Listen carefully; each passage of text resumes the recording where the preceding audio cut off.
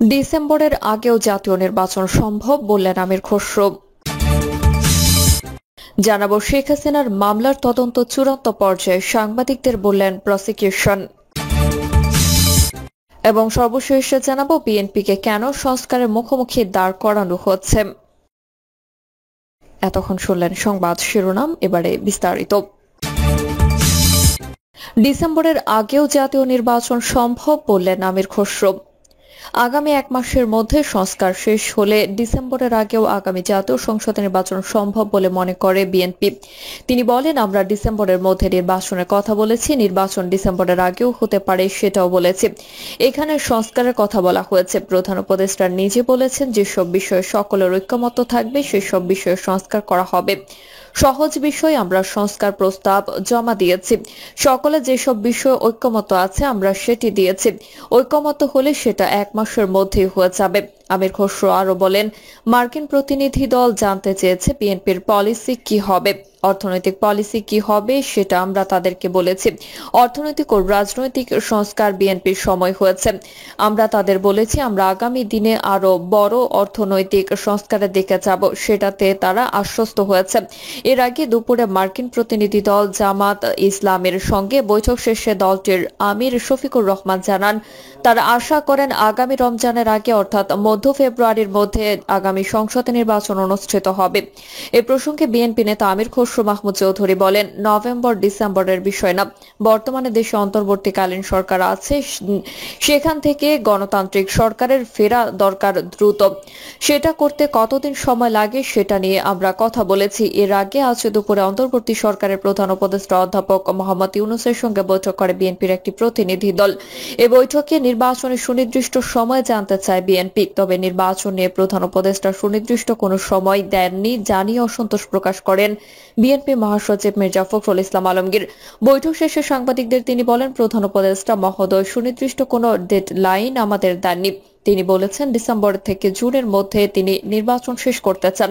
আমরা একেবারেই সন্তুষ্ট না। শেখ হাসিনার মামলার তদন্ত চূড়ান্ত পর্যায়ে, সাংবাদিকদের বললেন প্রসিকিউশন। পলাতক শেখ হাসিনার বিরুদ্ধে জুলাই গণহত্যা মামলার তদন্ত প্রায় চূড়ান্ত পর্যায়ে রয়েছে বলে জানিয়েছেন আন্তর্জাতিক অপরাধ ট্রাইব্যুনালের প্রসিকিউটর কাজী মনোয়ার হোসেন তামিম। তিনি বলেন, শেখ হাসিনা, ওবায়দুল কাদের সহ আওয়ামী লীগ নেতাদের এবং আইন শৃঙ্খলা রক্ষাকারী বাহিনীর শীর্ষ কর্তাদের বিরুদ্ধে করা মামলাগুলো ট্রাইব্যুনালে ব্যক্তি কেন্দ্রিক মামলা। এসব মামলায় অভিযুক্ত ব্যক্তিদের বিরুদ্ধে সুনির্দিষ্ট অভিযোগ এবং অপরাধ সংগঠনে তাদের ভূমিকা তদন্ত করা হচ্ছে, যা আইনের ভাষায় সুপেরিয়র কমান্ড রেসপন্সিবিলিটি হিসেবে পরিচিত। দুপুরে ট্রাইব্যুনালে শুনানি শেষে সাংবাদিকদের তামিম আরো বলেন, এসব মামলা ছাড়াও জুলাই আগস্টের ঘটনার বিভিন্ন স্থানের উপর ভিত্তি করে কিছু মামলার তদন্ত চলছে। এর মধ্যে আশুলিয়া, রামপুরা, চাংখারপুল সহ বেশ কয়েকটি স্থানের মামলা উল্লেখযোগ্য। প্রসিকিউটর তামিম বলেন, সুপেরিয়র রেসপন্সিবিলিটির মামলায় যারা গ্রেফতার বা পলাতক রয়েছেন তাদের অনেকেই এরই মধ্যে ঘটনাস্থল কেন্দ্রিক মামলাগুলোর অন্তর্ভুক্ত হচ্ছেন। আর যেসব মামলায় নৃশংসতা বেশি সেগুলোই আমরা অগ্রাধিকার দিচ্ছি। এই কারণে অন্য মামলার তদন্ত কিছুটা ধীর গতিতে চলছে। তবে এর আগে বা এর মানে এই নয় যে মামলাগুলো থেমে আছে।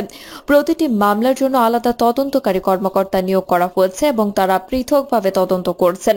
শেখ হাসিনার মামলার উপর বিশেষ গুরুত্ব দেওয়ার কারণ হিসেবে তিনি জানান, শেখ হাসিনা সব অপরাধের কেন্দ্রবিন্দু। তার নির্দেশে সব অপরাধ সংঘটিত হয়েছে। তার বিরুদ্ধে তদন্ত চূড়ান্ত হলে সহযোগীদের বিরুদ্ধে তদন্ত অনেক দূর এগিয়ে নেওয়া সম্ভব হবে। এ কারণে শেখ হাসিনার মামলা শেষ করে বাকিগুলো এর সঙ্গে সংযুক্ত করা হবে, যা তদন্ত প্রক্রিয়াকে সহজ করবে। আন্তর্জাতিক অপরাধ ট্রাইব্যুনালে বুধবার শুনানি বিষয়ে প্রসিকিউটর তামিম বলেন, ট্রাইব্যুনালে আজ কয়েকটি মামলার তারিখ ছিল। জুলাই আগস্টের গণহত্যায় মহাখালীতে যে 5 জন শহীদ হন সেই ঘটনার নির্ধারিত তারিখ ছিল। এই মামলায় তদন্তকারী কর্মকর্তার পক্ষ থেকে 3 মাস সময়ের আবেদন করা হয়েছিল। তা মঞ্জুর হয়ে 20 জুলাই তদন্ত প্রতিবেদন দাখিলের দিন ধার্য করা হয়।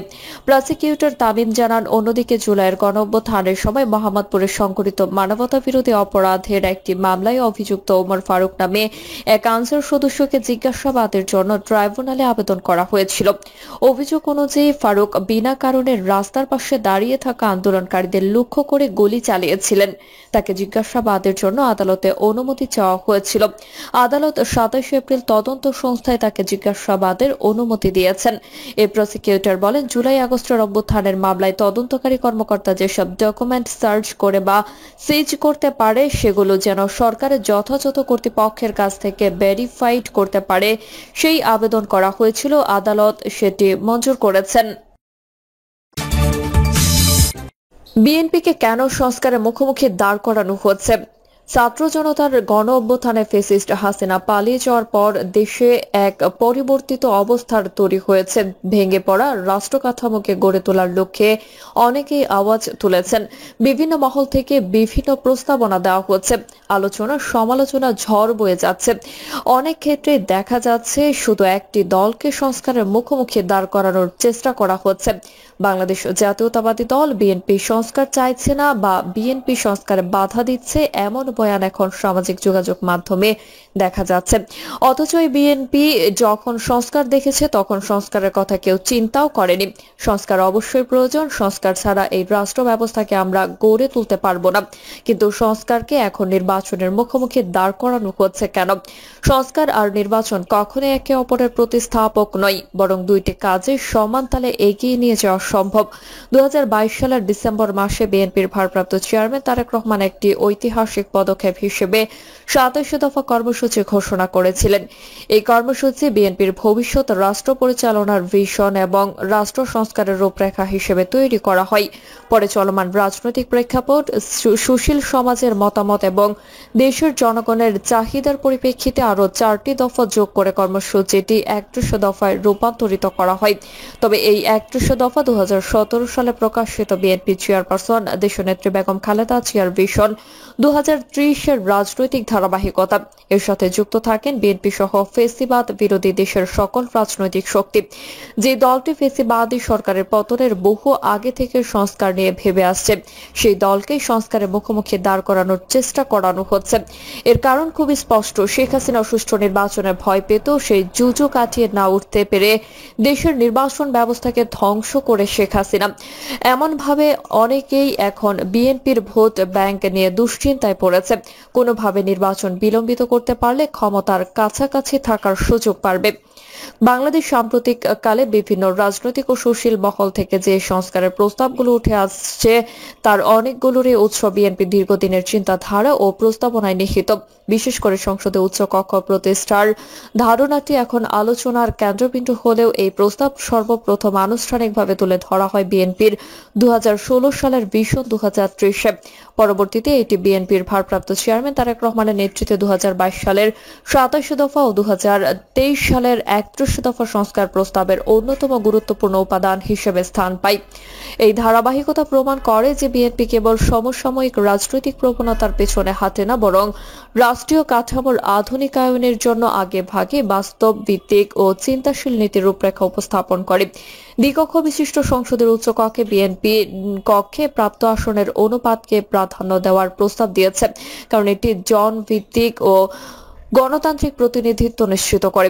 উচ্চ কক্ষের মূল লক্ষ্য হল সমাজের বিশিষ্ট পেশাজীবী যেমন ডাক্তার, প্রফেসর, আইনজীবী, সংস্কৃতি কর্মী ও মানবাধিকার কর্মীদের রাষ্ট্র পরিচালনায় সম্পৃক্ত করা। এটি কোনোভাবেই নিম্নকক্ষে পরাজিত প্রার্থীদের পুনর্বাসনের জায়গা নয়, বরং জ্ঞানভিত্তিক রাষ্ট্র চিন্তার এক অনন্য পরিসর।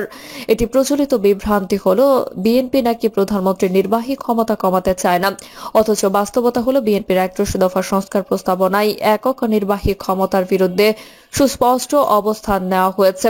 বর্তমান সাংবিধানিক ব্যবস্থায় প্রধানমন্ত্রী সকল নির্বাহী ক্ষমতার কেন্দ্রবিন্দু, যা কার্যত একদলীয় কর্তৃত্ববাদী শাসন প্রতিষ্ঠার পথ তৈরি করেছে।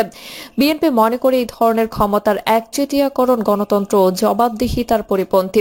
সে কারণে দলটি সংবিধানের 70 অনুচ্ছেদের যুগোপযোগী সংস্কার অল পার্টি পার্লামেন্টারি কমিটির মাধ্যমে রাষ্ট্রীয় নিয়োগ প্রক্রিয়া এবং ক্ষেত্রভিত্তিক স্বাধীন সংস্কার কমিশন গঠনের মতো কাঠামোগত রূপান্তরের পক্ষে জোরালো অবস্থান নিয়েছে। 70 অনুচ্ছেদ নিয়ে অনেকেই কথা বলারই সাহস পায় না, অথচ এই 70 অনুচ্ছেদ সংস্কারের প্রস্তাবনা বিএনপির 31 দফাতে প্রথম এসেছে। সংসদ সদস্যদের ভূমিকা শুধু দলীয় আনুগত্যে সীমাবদ্ধ না রেখে তাদের স্বাধীন মত প্রকাশ ও ভোট দানের অধিকার নিশ্চিত করাও বিএনপির সংস্কার চিন্তার গুরুত্বপূর্ণ অংশ। দলটি চাই অর্থ বিল, অনাস্থা প্রস্তাব ও সংবিধান সংশোধনের মতো গুরুত্বপূর্ণ বিষয়ে দলীয় শৃঙ্খলা বজায় থাকলেও অন্যান্য বিষয়ে ফ্লোর ক্রসিং এর সুযোগ রেখে মতবিনিময় হোক। তবে অনাস্থা ভোটে ফ্লোর ক্রসিং এর অনুমতি দিলে হর্স ট্রেডিং এবং রাজনৈতিক অস্থিরতা ফিরে আসার আশঙ্কা থেকে যায়, যা পাকিস্তান আমলের মতো দুর্বৃত্তায়নের পরিস্থিতি সৃষ্টি করতে পারে। তাই বিএনপি এমন একটি ভারসাম্যপূর্ণ ব্যবস্থা চায় যেখানে জবাবদিহিতা থাকবে, আবার রাজনৈতিক স্থিতিশীলতা অক্ষুণ্ণ থাকবে। ন্যাশনাল কনস্টিটিউশনাল কাউন্সিল গঠনের প্রস্তাব নিয়ে যেসব মতামত উঠে এসেছে সেখানেও বিএনপির একটি দায়িত্বশীল অবস্থান নেই। বিরোধী দলীয় সংখ্যাগরিষ্ঠতার ভিত্তিতে সংবিধান সংশোধন বা প্রধানমন্ত্রীর ক্ষমতা খর্ব করার ধারা জনমতের বিরুদ্ধে যেতে পারে এবং নির্বাচনের মাধ্যমে গঠিত সরকারের মৌলিক বৈধতাকে খাটো করে ফেলতে পারে। বিএনপি মনে করে প্রয়োজনীয় কাঠামোগত সংস্কার যেমন উচ্চকক্ষ, সংবিধান সংশোধন কিংবা ক্ষমতার বিকেন্দ্রীকরণ এসব বিষয়ে একটি যৌক্তিক রাজনৈতিক ও জাতীয় ঐক্যমতের ভিত্তিতে অগ্রসর হওয়াই রাষ্ট্রের জন্য সবচেয়ে কার্যকর পথ। দলের এই অবস্থান ওয়েস্টমিনিস্টার স্টাইল সংসদীয় গণতন্ত্রের মূলনীতি, অর্থাৎ ভারসাম্য, দায়বদ্ধতা ও অংশগ্রহণমূলক শাসনের সঙ্গে সম্পূর্ণ সামঞ্জস্যপূর্ণ। বাংলাদেশে পরপর দুইবারের বেশি কেউ প্রধানমন্ত্রী হতে পারবে না, এই প্রস্তাবটি বিএনপি সর্বপ্রথম উত্থাপন করেছিল। অথচ আজ সেই বিএনপিকে মিডিয়া ও সামাজিক যোগাযোগ মাধ্যমে নানাভাবে অপপ্রচার ও বিকৃত উপস্থাপনার শিকার হতে হয়। এমনকি বিএনপি যে 6টি প্রধান সংস্কার কমিশনের কথা বলেছিল তার প্রতিটি আজ আলোচনায় এসেছে এবং প্রায় একই নাম ও কাঠামোতে। এসব কমিশনের প্রতিটিতে বিএনপি পক্ষ থেকে সুস্পষ্ট মতামত দেওয়া হয়েছে। বাস্তবভিত্তিক এবং জনমুখী সুপারিশগুলোকে পূর্ণ সমর্থন জানানো হয়েছে। তবে যৌক্তিক বা বাস্তবতা বিবর্জিত কিছু সুপারিশের বিষয়ে স্বাভাবিকভাবেই বিএনপি ভিন্ন মত দিয়েছে। এটি তো গণতন্ত্রের সৌন্দর্য। বিএনপি বিচার বিভাগের 23টি প্রস্তাবের মধ্যে 20টি, দুদকের 20টির মধ্যে 19টি এবং জনপ্রশাসন সংস্কারের 26টির মধ্যে প্রায় অর্ধেক প্রস্তাবে একমত পোষণ করেছে। প্রিয় দর্শক, এই ছিল এখনকার সর্বশেষ সংবাদ আপডেট। সব সংবাদ পেতে চ্যানেলটি সাবস্ক্রাইব করে বেল আইকনটি ক্লিক করে রাখুন।